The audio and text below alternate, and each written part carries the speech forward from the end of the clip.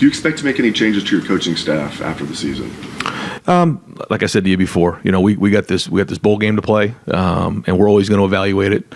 And if there's any updates, then I'll give them at the right time. But we're always going to evaluate it after every season and go from there. Ryan, you said earlier you were going to sort of evaluate the staff after the season.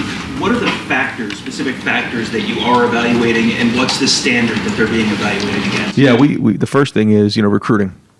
That's the number one thing. You got to recruit your position. It's your job. You're the head coach of your position. You got to make sure that that room is strong year in and year out. We have a certain amount of depth that we have at each position, and then it's your job to make sure that you have the best room in the country. I think that's the other thing that we talk about a lot. And when you're at Ohio State and you're coaching, the wide receivers, it should be wide receiver you. If you're coaching the linebackers, it should be linebacker you, because this is the best place in the country. And so I think that's the first thing. I think the second thing is how they perform on the field. What type of production are you getting out of your unit?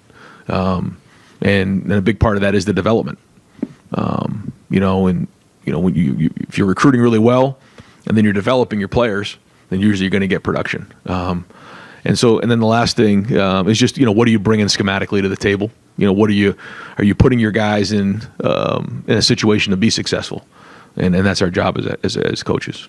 When you make evaluations on a coaching staff, you were asked this earlier, but just generally, like Austin was asking about the calendar and stuff, there doesn't seem to be, a really good time until after January the 1st or the 5th or whatever you want to call it, right? I mean, does that make it, uncomfortable for you in that respect of you're selling this program, et cetera, but you also want to maybe make some changes?